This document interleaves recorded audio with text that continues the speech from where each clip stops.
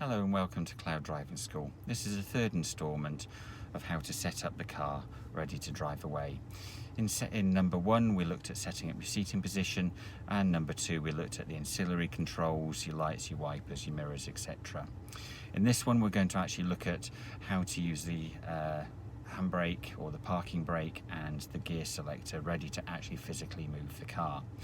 Now, we won't be moving the car on this because we're in the coronavirus lockdown and no unnecessary journeys are allowed, and secondly, I don't really need to move the car. It's just to show you what the process would be to do so. All right, so first of all, we need to make sure that the car is turned on. So while I've been sat here, it's actually gone back to standby status.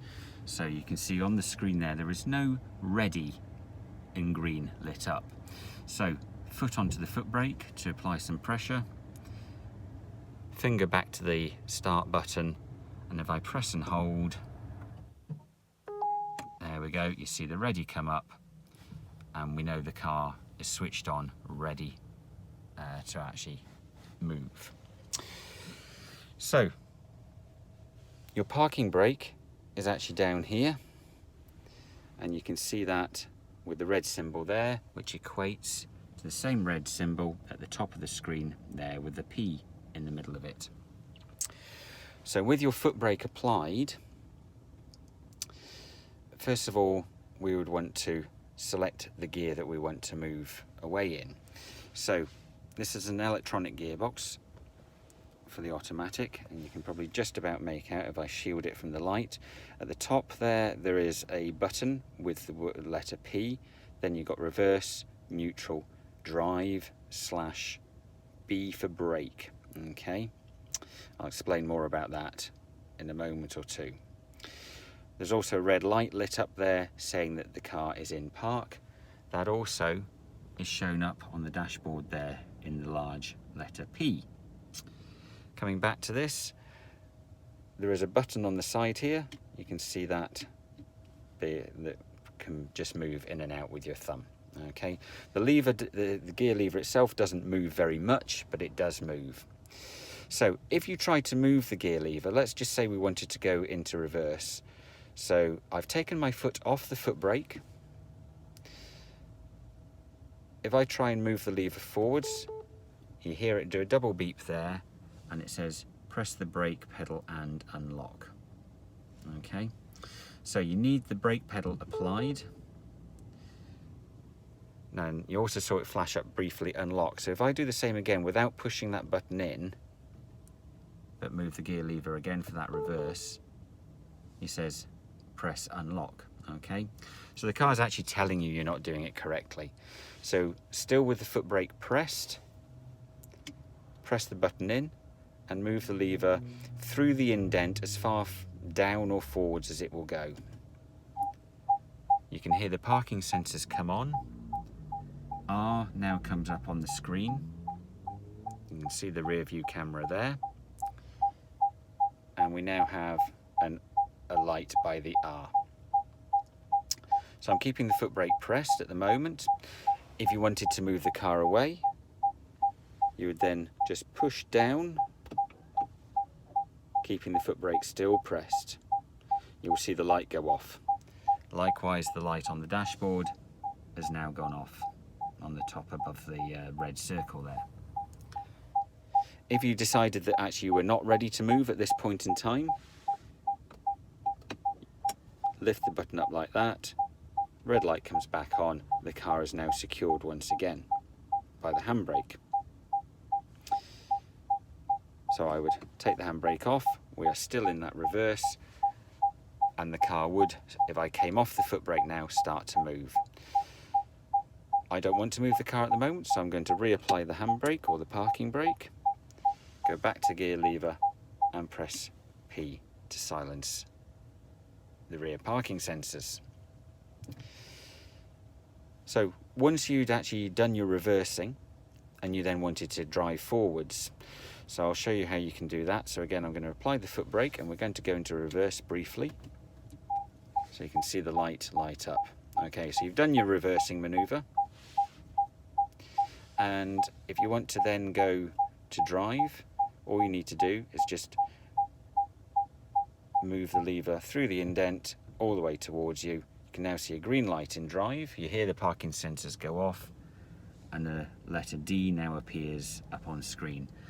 Once the handbrake or parking brake is released, the car would then move forwards, both with the creep, which is where it moves under its own steam up to about 4 or 5 miles an hour, and you can control that using the brake pedal, or if you've got a nice bit of open road, you apply the gas pedal itself. The B mode here, so hard to see in the reflections of the light, but with this being an electric car, it has 2 modes. One is as you lift off the gas pedal on the road and you've got some momentum behind the car, it will carry on, it will just sort of roll forwards or backwards like that until either resistance in rolling friction or you applying the brake will start to slow it down, or air resistance as well. But we sometimes want to actually put regeneration into the battery rather than wasting that forward momentum in heat. By using the brake, we can actually put it back into the battery to help increase our range. So by lifting up, when you're in drive, you lift up like that. Now nothing changes on here, but if I then scan to the dashboard, you will see it says B for brake. That will then, when you lift off the gas pedal all the way, it will start to highlight the charge section down there, and we'll be putting power back into the battery. To go back to the normal driving mode, again, just do exactly the same, lift up towards you, and it goes back to drive.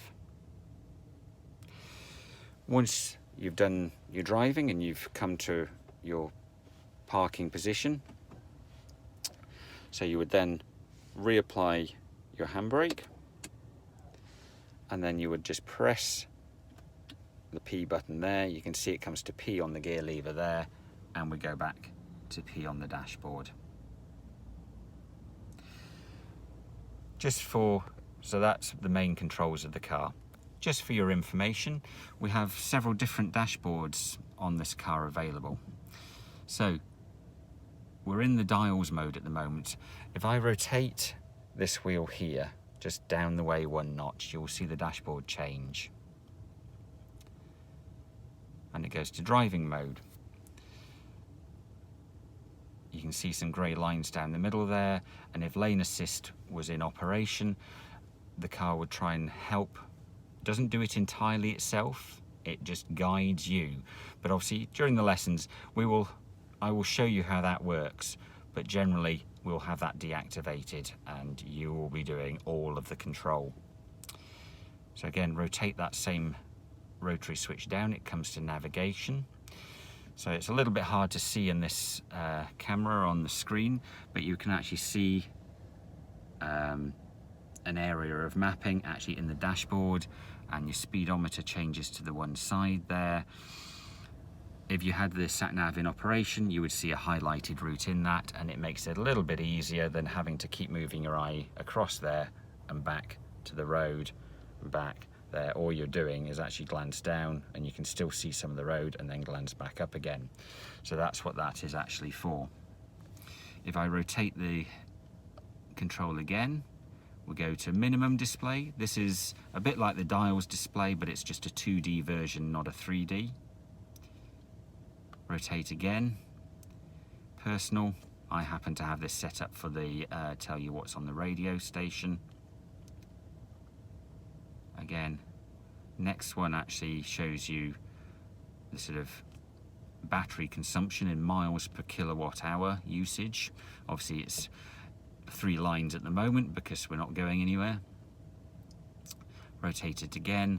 This brings up a flow diagram of power going in or out of the battery, and you can see there's sort of about 6 solid blue batteries with 2 empty looking grayer ones on the top corner of that diagram, and that's giving you a rough idea of the status of your battery charge.